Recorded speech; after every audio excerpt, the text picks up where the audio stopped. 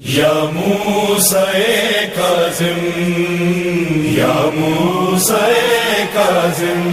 اعوذ باللہ من الشیطان الرجیم، بسم اللہ الرحمن الرحیم۔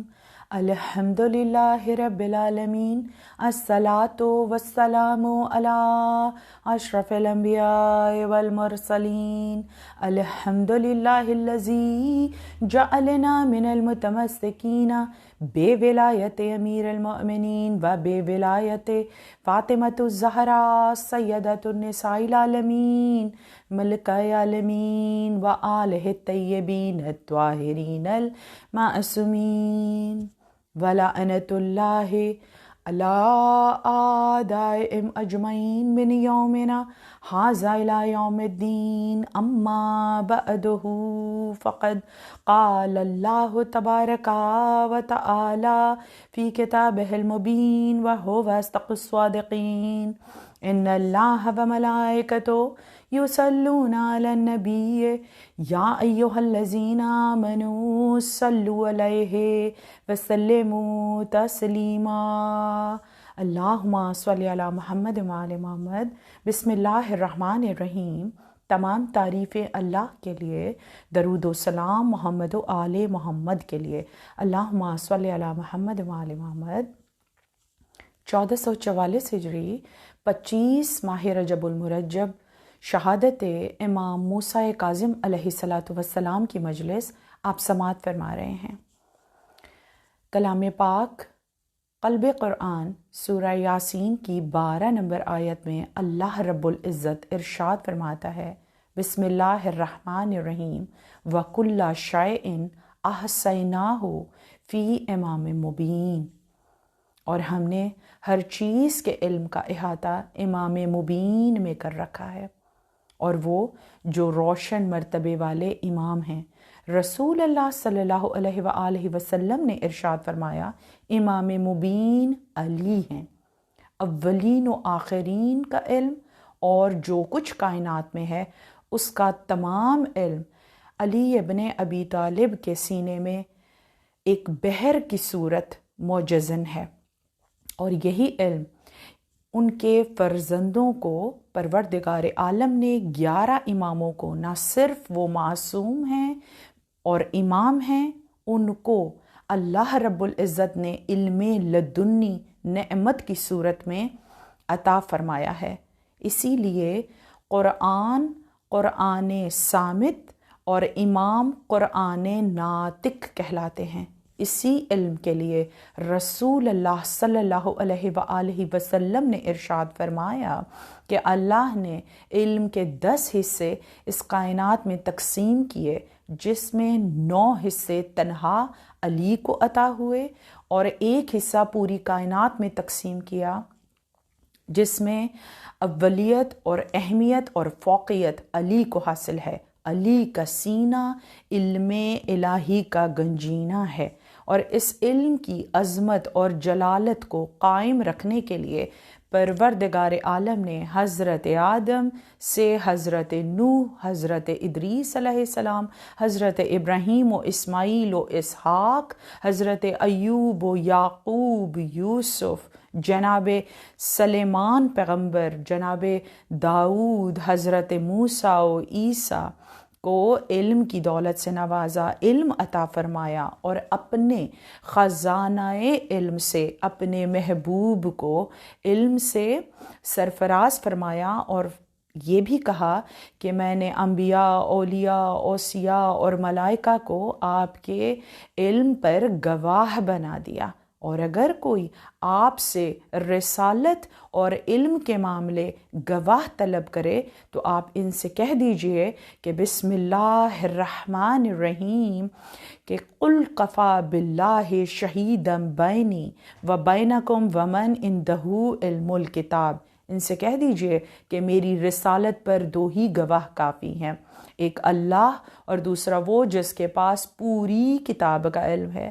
استاد شاگرد کے ظرف کو دیکھ کر اس کو علم سے نوازتا ہے، اللہ نے معصومین علیہ السلام کے ظرف کو دیکھ کر انہیں مجسم علم بنا دیا تھا۔ معصوم کا آغاز بھی علم ہے اور ان کا انجام بھی علم ہے۔ اسی طرح رسالت کا آغاز بھی قلم ہے اور انجام بھی قلم ہے۔ اور پروردگار عالم نے سورہ رحمان میں ارشاد فرمایا، بسم اللہ الرحمن الرحیم، الرحمن علم القرآن خلق الانسان علمہ البیان۔ امام علی رضا علیہ السلام نے ارشاد فرمایا، ان 4 آیات سے مراد علمہ البیان، خلق الانسان، اس سے مراد ہمارے جد علی مرتضیٰ ہیں۔ یہ آیات علی مرتضیٰ کی شان میں نازل ہوئیں، اور امام جعفر صادق علیہ السلام نے ارشاد فرمایا، سورہ رحمان میں جس شان اور مرتبے کا اظہار پروردگار عالم نے کیا ہے، وہ شان اور مرتبہ ہم محمد و آل محمد کا ہے۔ ہماری پہچان ہمارا علم ہے، ہم مجسم نور ہیں، اور اپنے علم کے لیے رسول اللہ صلی اللہ علیہ وآلہ وسلم نے ارشاد فرمایا کہ ہمارا علم وہ علم ہے کہ یہ کہاں سے عطا ہوتا ہے، اس کے بارے میں جاننا بہت مشکل بلکہ ناممکن ہے۔ میری جوانی اور بزرگی بچپنا مکے میں ہی گزرا ہے، کیا تم نے کبھی کسی استاد کو مجھے علم لکھتے یا سکھاتے دیکھا ہے؟ جب یہ سوال کیا تو عقل انسانی عاجز نظر آتی ہے۔ اور رسالت محمد صلی اللہ علیہ وآلہ وسلم نے علم کے لیے فرمایا کہ علم ایک نور ہے، پروردگار عالم جس کے دل میں چاہتا ہے اس نور کو داخل کر دیتا ہے۔ اور رسول اللہ نے ہی ارشاد فرمایا کہ کتنا بدبخت ہے وہ شخص کہ جو دنیاوی زندگی کے لیے، مادیت کے لیے مال تو اکٹھا کرتا ہے مگر اپنی روح کے لیے علم کو حاصل نہیں کرتا، علم کا انتظام نہیں کرتا۔ اور علم جو ہے وہ مجسم، معصوم جو ہے وہ مجسم علم ہے، وہ نور کا پیکر ہے۔ ہمیں علم عطا ہوتا ہے، ہم علم سیکھتے اور سکھاتے ہیں، لیکن معصومین علیہ السلام جو ہیں وہ مجسم علم ہیں۔ اللہ کی توحید پر گواہی ہو یا رسول کی رسالت پر گواہی، علم کو گواہ بنا کر پروردگار عالم نے پیش کیا۔ علم معصوم ہے، علم نور ہے، اور علم پر علم ہے، عالم پر عالم ہے، جس کے لیے کلام پاک میں پروردگار عالم نے کہا نور علی نور، یعنی امام پر امام، علم پر علم، عالم پر عالم۔ اور معصوم ہی پورے مجمع میں منبر کوفہ پر یہ دعویٰ کرتے ہوئے دکھائی دیے کہ پوچھو، مجھ سے پوچھو، میں زمینوں سے زیادہ آسمانوں کے راستوں سے واقف ہوں۔ یہ دعویٰ معصوم ہی کر سکتا ہے، غیر معصوم یہ دعویٰ نہیں کر سکتا۔ دعویٰ سلونی کا کرنا عام بات نہیں تھی کہ مولا کائنات نے منبر کوفہ پر کہا کہ میری دونوں پسلیوں کے درمیان علم کا سمندر ٹھاٹھے مار رہا ہے۔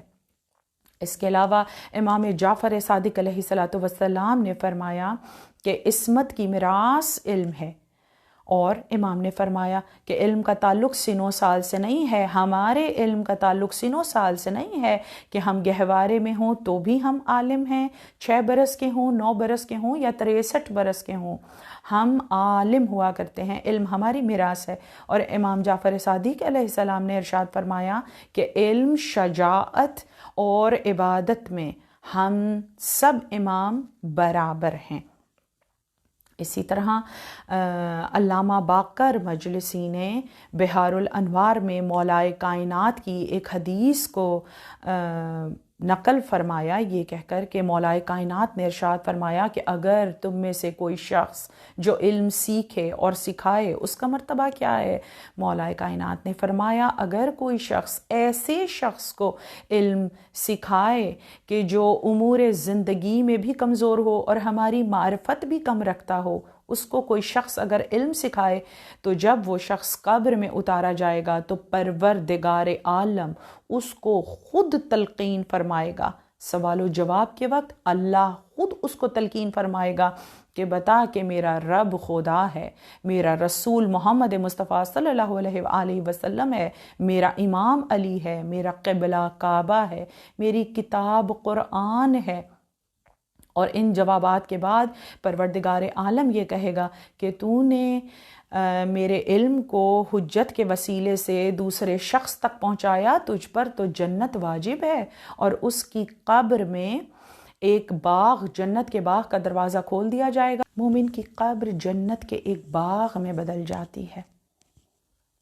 علامت معصوم علم ہے۔ معصومین علیہ السلام نے ارشاد فرمایا، ہمیں ہمارے معجزات سے نہیں، ہمارے علم سے پہچانو۔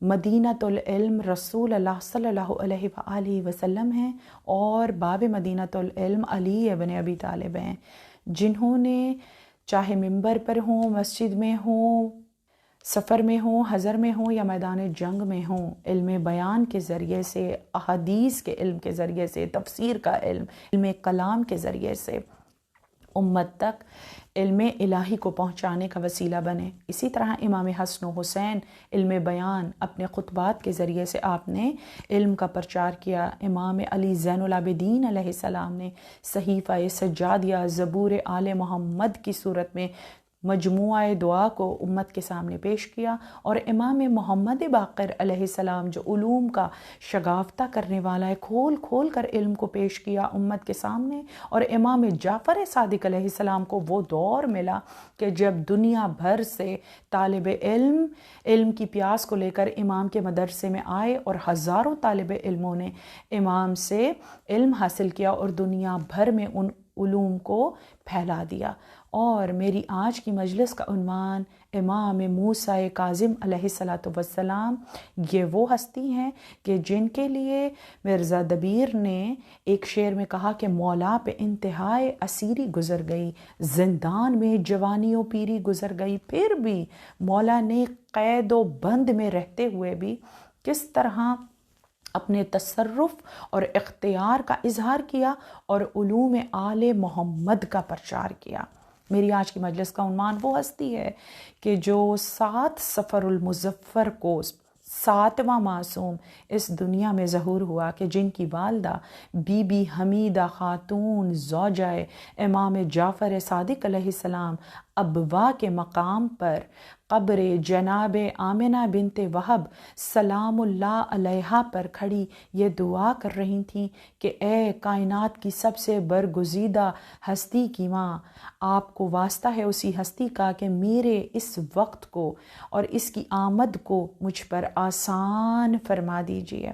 بی بی محمد والے محمد کے وسیلے سے امام کی آمد کے لیے دعا فرما رہی تھی۔ وہی امام میرا ممدوح ہے کہ جن کے نام سے ہی علم ظاہر ہوتا ہے۔ موسیٰ کاظم، منہ پانی اور سا لکڑی اساس سے ہے، کہ جیسے حدیث قدسی میں پروردگار عالم نے ارشاد فرمایا کہ اگر تمام درخت قلم بن جائیں اور سارے سمندر سیاہی بن جائیں اور ملائکہ جن و انس محمد والے محمد کے فضائل لکھنے بیٹھ جائیں تو ان کا احاطہ کرنا مشکل ہے۔ قلم اور سیاہی ختم ہو جائیں گے لیکن محمد والے محمد کے فضائل کا احاطہ ممکن نہیں ہے۔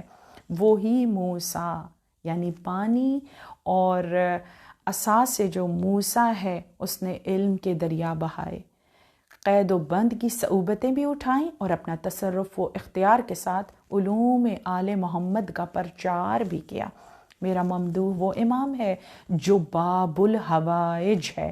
ہم نے محدود کر دیا کہ باب الحوائج تو بس وہ ہوتے ہیں کہ جو رزق دیتے ہیں، جو قرض کی ادائیگی کروا دیتے ہیں، جو اولاد دیتے ہیں، جو اولاد عطا کرتے ہیں۔ بے شک باب الحوائج حاجات کا در ہے۔ ایک مومن کا قلب بھی تو حاجات کے جمع ہونے کی جگہ ہے، حوائج کے جمع ہونے کی جگہ ہے۔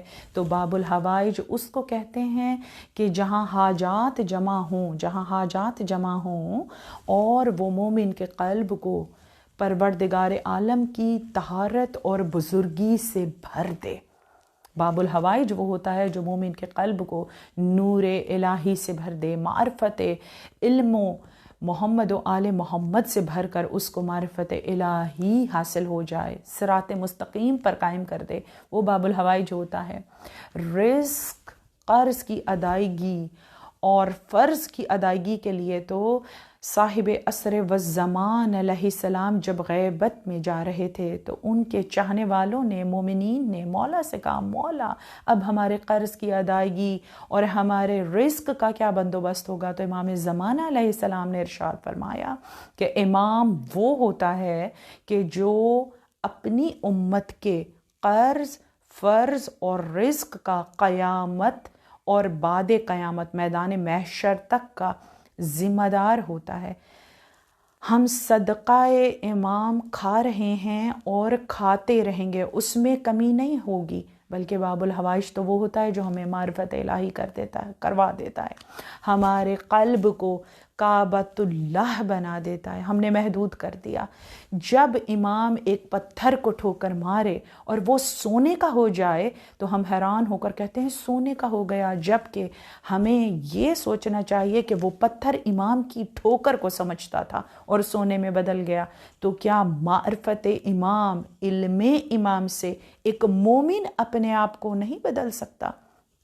یہی علم امامت ہے کہ جو ہماری زندگی کو پرنور کر دے معصوم کے علم سے۔ اسی طرح ایک بار تصور قید کو ہٹا کر تصرف امامت پر نظر ڈالیے کہ امام موسیٰ کاظم علیہ السلام ایک بار تشریف فرما تھے، آپ کے پاس جناب بہلول دانا آئے اور مولا کے پاس بیٹھ گئے اور کہا کہ مولا کیا میں آپ کا مومن ہوں؟ تو امام موسیٰ کاظم علیہ السلام نے فرمایا جناب بہلول کے لیے کہ بہلول تو مومن محمد و آل محمد ہے۔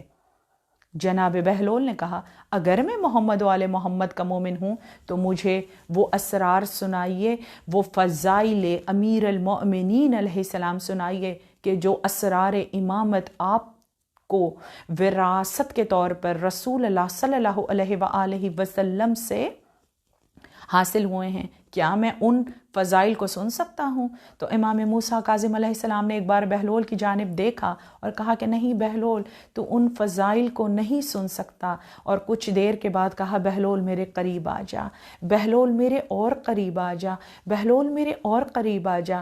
امام موسیٰ کاظم علیہ السلام نے جناب بہلول کو اپنے قریب بلایا اور اپنا دست مبارک جو ہے وہ جناب بہلول کے قلب پر رکھ دیا، اور اس کے بعد جناب بہلول کہتے ہیں کہ میں نے اپنے قلب میں ایک ٹھنڈک کو محسوس کیا۔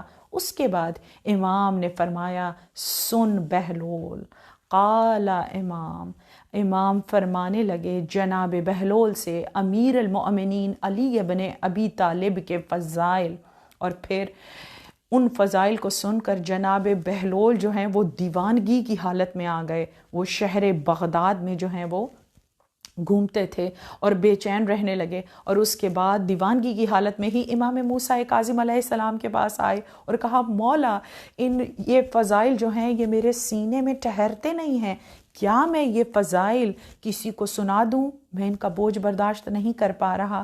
تو امام موسیٰ کاظم علیہ السلام مسکرائے اور انہوں نے کہا کہ بہلول جا دجلہ کے کنارے چلا جا اور پانی میں اپنے ہی عکس کو دیکھنا اور اپنے ہی عکس سے فضائل امیر المؤمنین علیہ السلام سنا دینا، یہ فضائل کسی اور کو سنانے کے لیے نہیں ہیں۔ میں نے پچھلی مجلس میں آپ کو بتایا تھا کہ مومن وہ ہوتا ہے کہ اس کی جب خلقت پروردگار عالم کو مقصود ہوتی ہے تو وہ درخت طوبہ کے رس سے، درخت طوبہ وہ درخت ہے جس کو پروردگار عالم نے خود لگایا ہے، اسی درخت کے رس سے مومن کو اس کی خلقت فرماتا ہے۔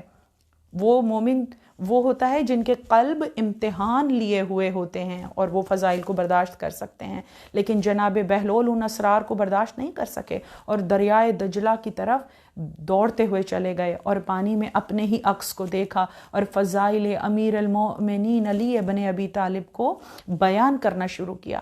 ابھی کچھ دیر ہی گزری تھی اور تمام فضائل جو ہیں وہ جناب بہلول نے اپنے عکس سے کہے تھے کہ کیا دیکھا کہ پانی میں جو ان کا عکس تھا وہ ایک بار مجسم صورت میں ان کے سامنے آ گیا۔ جناب بہلول گھبرائے اور انہوں نے کہا کہ تو کون ہے؟ تو بتا تو کون ہے؟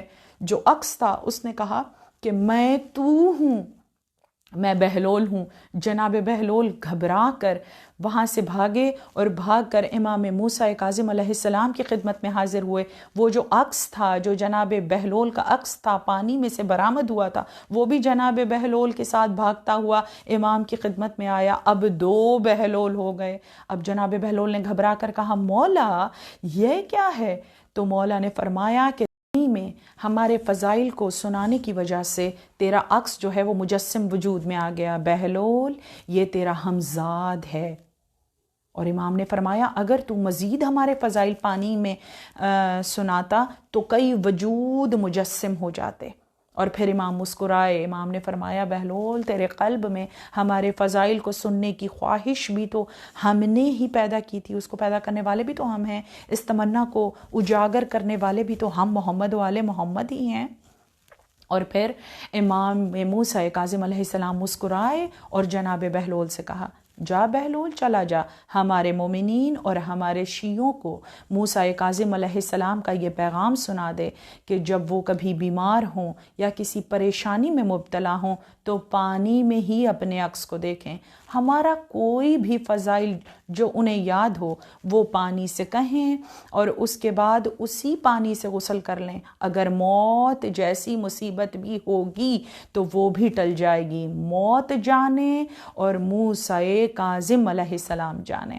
امام کا فضائل جناب بہلول سے امام نے پیش کیا۔ یہ ہے علم امامت، باب الحوائج امام موسیٰ کاظم علیہ السلام کے فضائل، کہ ایک بار ہارون رشید ملعون نے امام کو طلب فرمایا اور سوال کیا کہ مولا یہ بتائیے کہ نماز میں مستحب 7 تکبیریں کیوں ہیں، اور حالت رکوع میں سبحان ربی العظیم و بحمدہ اور حالت سجدہ میں سبحان ربی الاعلیٰ و بحمدہ کی تسبیح کیوں کی جاتی ہے؟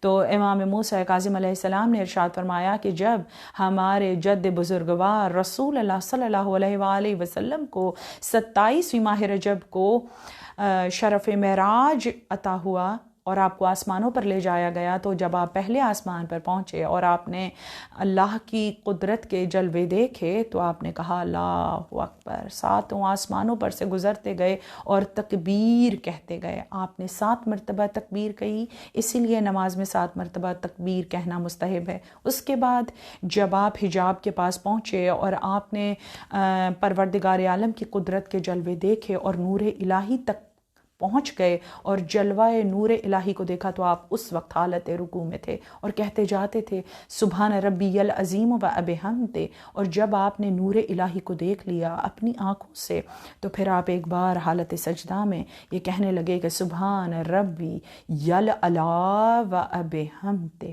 اور یہ معراج کا تحفہ ہی تو ہے یہ جو نماز ہم پڑھتے ہیں۔ اسی طرح امام موسیٰ کاظم علیہ السلام ایک بار تشریف فرما تھے۔ دیکھیں صدقہ امام جو ہے وہ جاری و ساری ہے، صدقہ جاری ہے جو رزق کی صورت میں 313 قسم کے رزق کی صورت میں ہم پا رہے ہیں، لیکن ایک رزق وہ ہے جو رزق امام ہے۔ اور امام کے سامنے ایک برتن میں کچھ دانے جو کے موجود تھے، مولا جو کو تناول فرما رہے تھے، یہ رزق امام ہے۔ کہ اس وقت جناب بہلول جو ہیں وہ مولا کی خدمت میں حاضر ہوئے اور جناب بہلول نے مسکراتے ہوئے کہا، اب اپنے ذہنوں میں یاد رکھے کہ ہم کہتے ہیں بہلول دانا، اور دوسری چیز کیا مشہور ہے جناب بہلول کے لیے کہ آپ مکان بنا کر جنت میں فروخت کرتے تھے، دنیا میں مکان بنا کر فروخت کرتے تھے جو جنت کے ہوتے تھے۔ یہ 2 خاصیتیں جناب بہلول کی مشہور ہیں، بہلول دانا جو مکان بنا کر جنت کے دنیا میں فروخت کیا کرتے تھے۔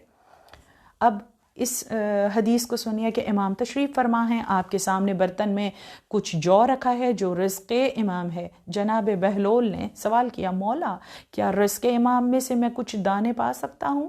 تو امام مسکرائے اور امام نے کچھ دانے جو ہیں وہ جناب بہلول کے ہتھیلی پر رکھ دیے۔ جناب بہلول نے اپنی ہتھیلی کو بند کر لیا اور اس کے بعد امام نے پوچھا، بہلول اس دانے کو تناول کرو گے یا فروخت کرو گے؟ جناب بہلول مسکرائے اور انہوں نے کہا کہ میں آدم نہیں ہوں جو دانے کو کھا جاؤں اور جنت سے نکالا جاؤں، میں تو اس دانے کو فروخت کروں گا اور اس کی قیمت وصول کروں گا۔ امام مسکرائے، امام نے فرمایا یہ بہلول یہ دانہ ہمیں دے دو اور بتاؤ کہ تم کیا چاہتے ہو۔ اب جناب بہلول نے کہا کہ مولا میری بڑی خواہش تھی کہ کاش میں امیر المؤمنین علی ابن ابی طالب کے دور میں ہوتا۔ مولا ویسے تو میں فقیر ہوں لیکن آپ کا دیا بہت ہے، بس میری تمنا یہ ہے کہ کسی طرح میں ید اللہ کی زیارت کر لوں، اس دور میں ہوتے ہوئے امیر المؤمنین کے ہاتھ کی زیارت کروں جو ید اللہ ہے، جو قسیم نار والجنت ہے۔ امام مسکرائے۔ امام موسیٰ کاظم علیہ السلام نے اپنے ہاتھ کو اپنی ابا کے دامن میں چھپایا اور کہا کہ ابا میں سے میرے ہاتھ کی زیارت کر۔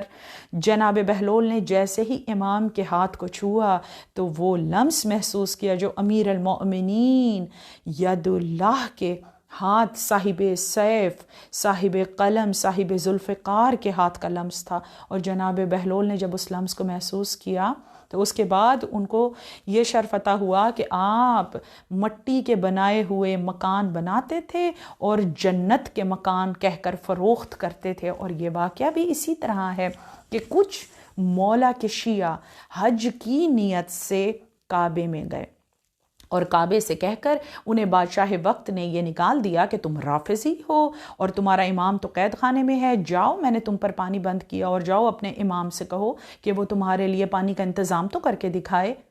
اب امام وہ ہے کہ بادشاہ امام کو اگر قید کر لے تو شاہی قید میں ہے، امامت قید میں نہیں ہو سکتی۔ کیوں؟ کہ امامت جو ہے وہ نور الہی ہے، صفات الہی کا مظہر ہے اور اس کو اللہ کو قید نہیں کیا جا سکتا، اللہ کے نور کو قید نہیں کیا جا سکتا۔ اب تصرف امامت دیکھیے کہ مولا کے چاہنے والوں کو رافضی کہہ کر ان پر پانی بند کر دیا حج کے موقع پر۔ اب وہ کیسے وضو کریں، کیسے اپنی پیاس کو بجھائیں؟ اب وہ زیر آسمان آئے، مینا میں کھڑے ہو گئے، انہوں نے اللہ سے دعا کی کہ بحق امام موسیٰ کاظم علیہ السلام پروردگار عالم تو ہمارے لیے پانی کا انتظام کر۔ اب جب یہ دعا پروردگار عالم کے حضور بحق امام موسیٰ کاظم باب الحوائج علیہ السلام پہنچی تو امام نے قید خانے میں سے ہوا کے دوش پر اپنے حکم کو جاری کیا۔ یہ حکم جناب بہلول تک پہنچا۔ حکم کیا تھا کہ بہلول تو چوراہے پر بیٹھ جا، اور جب تو شاہراہ پر چوراہے پر بیٹھے گا تو بادشاہ کی زوجہ کی سواری گزرے گی اور وہ جھک کر تجھ سے سوال کرے گی کہ بہلول کیا بنا رہے ہو؟ تو اس کو مٹی کا بنایا ہوا مکان یہ کہہ کر فروخت کرنا کہ یہ جنت کا مکان ہے، اور جب وہ اس کی قیمت کو پوچھے گی تو تم اس سے یہ کہنا کہ مکے کی پہاڑیوں میں سے پتھر کو نام علی لے کر ہٹواؤ، وہاں سے جو پانی جاری ہوگا اس سے ایک نہر جاری ہوگی جو نہر زبیدہ کہلائے گی، اور اس کے بعد ہمارے شیعوں کی پیاس بجھ جائے گی، ان کے وضو کا انتظام ہو جائے گا۔ یہ حکم امام جاری ہوا۔ بہلول نے ہوا کے دوش پر سے اس پیغام کو وصول کیا اور چوراہے پر بیٹھ گیا۔ وہی ہوا کہ بادشاہ کی زوجہ زبیدہ کی سواری وہاں سے گزری، اس نے جھک کر کہا کیا کرتا ہے بہلول؟ بہلول نے کہا میں تو جنت کے مکان بنا رہا ہوں۔ زبیدہ نے کہا یہ مکان مجھے فروخت کر دے، اس کی قیمت کیا ہے؟ جناب بہلول نے کہا کہ ایک نہر کھدوا دے، وہ پتھر ہٹوا دے جو مکے کی پہاڑیوں کے درمیان ہے۔ جناب زبیدہ نے کہا کہ بتا اس کی مجھے معاوضہ کیا ملے گا؟ بہلول نے کہا تمہیں جنت مل جائے گی۔ بادشاہ کی زوجہ ہی کے ہاتھ سے امام نے ایک نہر کو کھدوایا جو نہر زبیدہ کہلوائی، اور رافضیوں کو پانی، جو رافضی کہلوا رہے تھے مولا کے چاہنے والے، ان کے لیے پانی کا انتظام ہوا۔ انہوں نے شکر الہی کیا کہ بحق امام موسیٰ کاظم علیہ السلام پروردگار عالم تو نے ہمارے لیے پانی کا انتظام کر دیا۔ یہ ہے وسیلہ امام، باب الحوائج، معرفت کے باب، جو معرفت الہی کا وسیلہ ہیں۔ میں نے بہت سمیٹ کر عنوان آپ کے سامنے تبرکن پیش کیا، ورنہ ایک مجلس میں، ایک خاص وقت میں ان تمام چیزوں کو سمیٹ کر پیش کرنا بہت مشکل ہے۔ ایک امام کی سوانح حیات جو ازل سے ہے اور ابد تک ہے، جو زمانے پر حجت ہے، جو کائنات کو بنتا ہوا دیکھ رہا ہے، اس امام کے فضائل کو سمیٹ کر پیش کرنا بہت مشکل ہے۔ میرا مولا امام موسیٰ کاظم علیہ السلام باب الحوائج وہ مولا ہے کہ جو بندگی میں بھی سردار نظر آتا ہے، ہو بہو احمد مختار نظر آتا ہے، علم و حکمت کا سمندر ہے میرے مولا موسیٰ کاظم، یا علی آپ کا کردار نظر آتا ہے۔ بے شک امام موسیٰ کاظم علیہ السلام پروردگار عالم کے جلال و جمال کا مظہر ہیں کہ امام کی صورت کی طرف عام نظر کوئی اٹھا کر دیکھ ہی نہیں سکتا، آنکھوں میں نہیں سماتے۔ جو دن میں تو موسیٰ کاظم ہے اور شب میں ابوالفضل العباس کے جلال کا جلوہ ہے۔ امام موسیٰ کاظم علیہ السلام اور حضرت عباس علمدار علیہ السلام میں بہت سی مماثلتیں پائی جاتی ہیں، جیسے امام جو ہیں وہ 7ویں معصوم ہیں، آپ 7 ماہ صفر المظفر کو اس دنیا میں تشریف لائے اور آپ باب الہوائی ہیں۔ اسی طرح جناب عباس کے عدد نام کے 133 ہیں جن کا مجموعہ 7 ہے، اور 7 کا عدد جو ہے وہ بہت ہی مبارک عدد ہے۔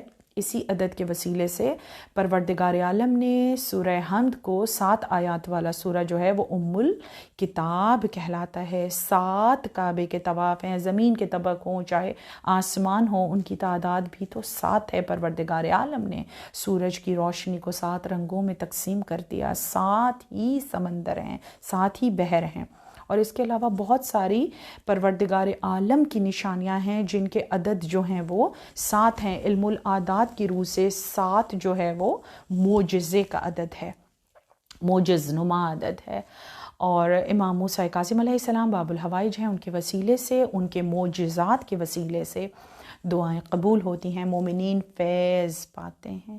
وہی امام کہ معصومین علیہ السلام اولاد فاطمہ زہرا، عزت جو بڑی تھی تو مصیبت بھی بڑی تھی کہ امام کو مدینے سے قید کیا گیا، اپنے ہی شہر سے، اپنی ہی زمین سے، اپنے ہی وطن سے جب قید کیا گیا تو ایسی زنجیروں میں باندھا گیا، حتیٰ کہ آپ کے بالوں کو بھی رسیوں میں باندھا گیا تھا، اور گھسیٹ کر قبر رسول پر لے جایا گیا کہ جہاں سے آپ نے آخری رخصت فرمائی۔ اور جب آپ اپنے گھر میں آخری رخصت کے لیے تشریف لائے تو آپ نے اپنی تمام اولاد کو جمع فرمایا، جس میں مولا کے بیٹے بھی ہیں اور مولا کی بیٹیاں بھی ہیں، اور مثل صورت قرآن مجید سب بچے مولا کے ایسے تشریف فرما تھے مولا کے گرد جیسے قرآن کے سورے ہوں، ایسے پرنور چہرے۔ اور آج بھی امام موسیٰ کاظم علیہ السلام کی اولاد موسوی سادات، کاظمی سادات جو ہیں وہ مدینہ منورہ میں مقیم ہیں۔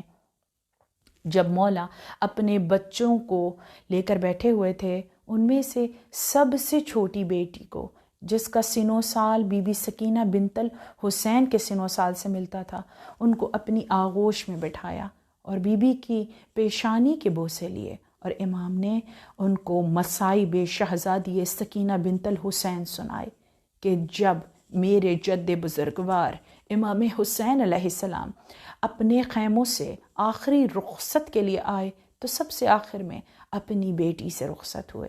امام نے مصائب شہزادی سکینہ کے بیان میں ارشاد فرمایا کہ بی بی اپنی بیٹی سے فرمایا کہ بی بی آپ کے چہرے پر، آپ کے رخسار پر نور ہی نور ہے، کوئی نشان تو نہیں ہے، مگر حسین کی بیٹی سکینہ وہ بی بی تھی جو قید خانے میں تھی، ان کے چہرے پر، ان کے رخساروں پر تماچوں کے نشان تھے۔ آپ نے مصائب شہزادی سکینہ سلام اللہ علیہا اپنی بیٹیوں کو سنائے اور اس طرح ان سے رخصت ہوئے بھرے گھر سے۔ آپ کو زنجیروں میں جکڑا ہوا تھا، اپنے ہی وطن سے آپ کو قید کر کے بغداد لے جایا گیا اور ایک ایسے تنگ و تاریک قید خانے میں رکھا کہ جس میں نیزوں کی انیاں جو ہیں وہ اس طرح پیوست تھیں کہ امام نہ حالت قیام میں ہوتے تھے، نہ حالت سجدہ میں جب جاتے تھے تو لہو لہان ہو جاتے تھے۔ امام کا مصائب یہ نہیں ہے کہ امام کو پانی، غذا یا سونے میں تکلیف پہنچائی جاتی تھی، نہیں، یہ امام کی مصیبت نہیں ہے، بلکہ امام کی مصیبت یہ مصیبت ہے کہ جب امام حالت سجدہ میں جانے کے لیے سر کو جھکاتے تھے تو گریہ کرتے تھے اور فرماتے تھے کہ میں محمد کا محمد بیٹا ہوں، مجھے سجدہ کرنے میں تکلیف ہوتی ہے۔ امام کے جسم سے خون جاری ہو جاتا تھا، نیزوں کی انیوں کے چبھنے کی وجہ سے مولا لہو لہان ہو جاتے تھے، اور ادھر موسیٰ کاظم علیہ السلام لہو لہان ہوتے بغداد میں، اور مدینے میں علی رضا کے جسم سے لہو بہنے لگتا، اور بہنیں پوچھتی کہ بھیا یہ لہو کیسا ہے؟ تو امام رضا فرماتے کہ ادھر بغداد میں قید خانے میں میرا بابا لہو لہان ہے۔ امام کو سجدہ کرنے میں، عبادت کرنے میں تکلیف پہنچائی جاتی تھی، جو وقت کا محمد ہے۔ کس قدر اذیت امام کو دی گئی، اور بار بار اولاد علی و بطول ہونے کی وجہ سے امام کو زہر دیا گیا۔ ایک خرمے میں نہیں بلکہ کئی بار مولا کو زہر دیا گیا، اور پھر وہ شب آئی کہ امام زہر کی وجہ سے تڑپنے لگے۔ ہارون رشید ملعون نے ایک طبیب کو قید خانے میں یہ کہہ کر بھیجا کہ یہ ثابت کرو کہ یہ طبعی موت مر رہا ہے، اس کو زہر نہیں دیا گیا۔ جب طبیب قید خانے میں آیا تو علم امامت تھا، یہ علم معصوم تھا کہ معصوم نے اپنے ہاتھ طبیب کو دکھائے۔ جب طبیب نے امام کے ہاتھوں کو دیکھا تو یہ کہتا ہوا قید خانے سے باہر آیا کہ نہیں، اس قیدی کو زہر دیا گیا ہے، اور اتنا شدید زہر دیا گیا ہے کہ امام اس زہر کی تاب نہ لا سکے، اور شدت سے، زہر کی شدت کی وجہ سے مولا تڑپنے لگے۔ اور قید خانے میں امام کی شہادت کے بعد ہارون رشید ملعون نے قیدیوں کو یہ حکم دیا کہ 4 قیدی موسیٰ کاظم کے جنازے کو اٹھا کر پل بغداد پر رکھ دیں، دجلہ کے پل پر رکھ آئیں۔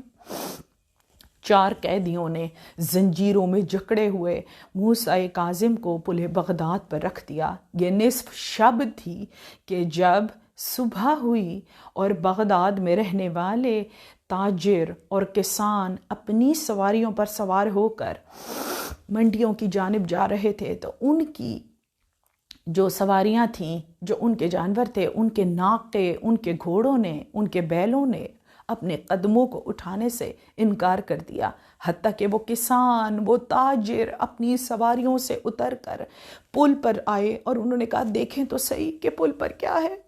تو انہوں نے دیکھا کہ ایک جنازہ ہے جو زنجیروں میں قید ہے، ایک قیدی ہے کہ اس کا جنازہ ابھی بھی زنجیروں میں قید ہے۔